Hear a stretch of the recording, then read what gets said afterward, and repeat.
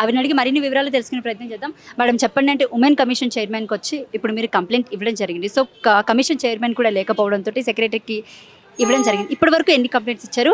ఎన్ని ఇప్పటి వరకు విచారణ జరిపించారు? ముఖ్యంగా అందాల పోటీలు జరిగినప్పుడు ఈ రాష్ట్రంలో ఇబ్బందికరమైన పరిస్థితులు ఆడబిడ్డలకు కలిగినాయి.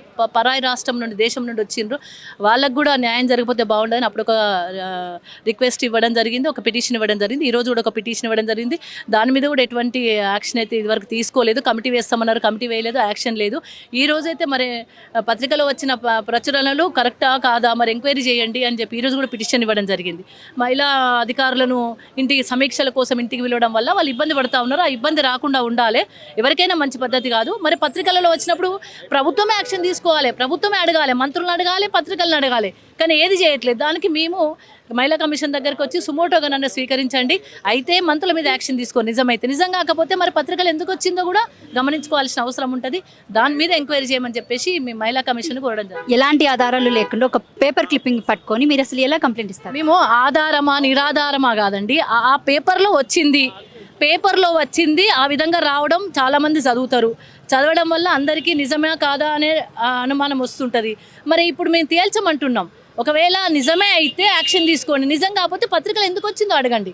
పత్రికలో రావడం వల్ల అందరు చదువుతారు కదండి. పత్రిక అన్నప్పుడు పత్రికలో వచ్చింది కాబట్టి దీన్ని మీరు ఇంత సీరియస్గా తీసుకులో వచ్చినా అది రావడం మంచి పద్ధతి కాదు.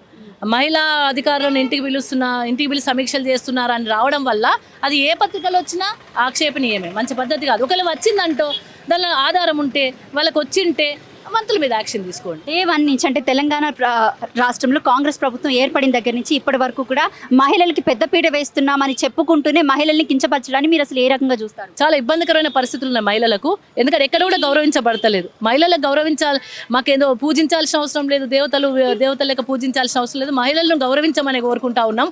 మరి ఎక్కడ కూడా మహిళలకు కనీసం 2,500 రూపాయల పెన్షన్ ఇస్తాను మాయ మాటలు చెప్పి మోసం చేసి ఇప్పటివరకు ఇవ్వలేదు.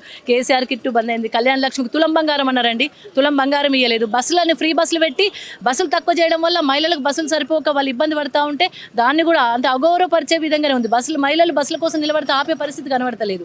అక్కడ కూడా ఇబ్బందికరమైన పరిస్థితుల్లో మొన్న సునీతమ్మ ఏడుస్తే దాన్ని కూడా ఆ దుఃఖాన్ని కూడా ఆడబిడ్డలను అగౌరవపరిచే విధంగా పొన్నం ప్రభాకర్ వ్యాఖ్యలు మీరు అసలు ఏ రకంగా చూస్తున్నారు? అంటే ఇబ్బందికరమే. ఎందుకంటే ఒక ఆడబిడ్డ కన్నీళ్ళు పెట్టడం, భర్తను కోల్పోయిన ఆడబిడ్డ బయటకు వచ్చినప్పుడు వాళ్ళ భర్తను గుర్తు చేస్తూ ఎన్నో వాళ్ళ స్మృతులు ఉంటాయి. వాళ్ళ భర్తను గుర్తు చేస్తూ ప్రజలు గుర్తు చేసినప్పుడు డెఫినెట్గా ఆడబిడ్డ కన్నీళ్ళు పెడుతుంది.